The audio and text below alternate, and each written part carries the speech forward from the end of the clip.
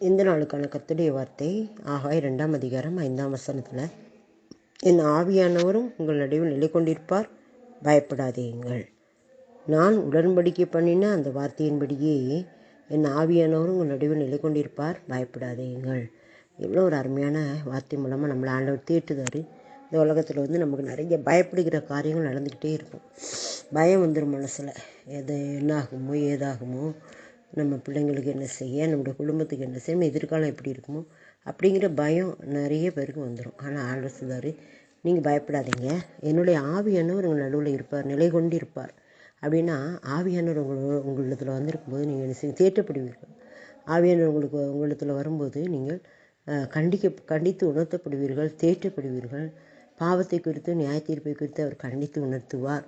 நீங்கள் அதுக்காண்டி என்ன செய்யாதீங்க, கலங்காதீங்க, பயப்படாதீங்க, உங்கள் துக்கம் சந்தோஷமாக மாறும் அப்படின்னு சொல்லி ஆண்டவர் சொல்கிறார். அதனால் பயப்படாதீங்க அப்படின்னு சொல்கிறார். உங்கள் இருதயம் கலங்காதிருப்பதாகனு கூட சொல்லியிருப்பார்.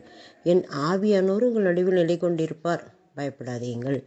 ஆவியானவர் பழைய ஏற்பாட்டிலே வந்திருக்கிறார் பாருங்கள். அந்த ஆகாய் தீர்க்கதரிசி மூலமாக ஆண்டவர் உணர்த்தார். என் ஆவியானவர் உங்கள் நடுவில் நிலை கொண்டிருப்பார், பயப்படாதீங்கள் என்று சொன்ன அந்த வார்த்தைக்கு நாம் செவி கொடுப்போம். நம் நடுவில் நிலை கொண்டிருக்கிற ஆவியானவரை நாம் துக்கப்படுத்தாமல் பாதுகாத்து கொள்ள வேண்டும்.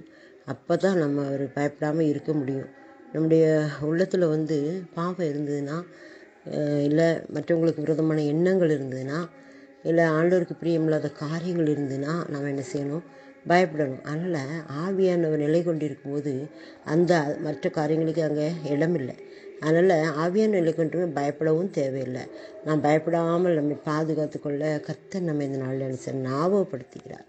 உனக்குள்ளே இருக்கிற ஆவியானவர் உன்னை தேற்றுவார், ஆற்றுவார், அரவணைப்பார். நீ பயப்படவே வேண்டாம் அப்படின்னு சொல்கிறார். இந்த பகுதியில் கூட செருபாபேலுக்கு சொல்லப்படுத வார்த்தையில் தான் இதெல்லாம் வருது.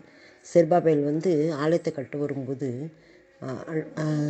ஆகாய் தீர்க்கதரிசி மூலமாக ஆண்டவர் உணர்த்துவார். நீங்கள் பயப்படாதீங்க, வெள்ளி என்னுடையது, பொண்ணு என்னுடையது, நீங்கள் ஆலயத்தை கட்டுங்க, அதனால் ஆண்டவர் மகிமைப்படுவார்.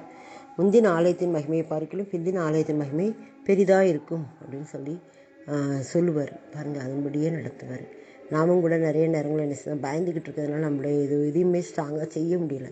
ஆனால் ஆண்டவர் சொல்லுவார், நீங்கள் பயப்படாத, உன் நடுவில் ஆவியான நிலை கொண்டிருக்கிறதுனால நீ பயப்படாத.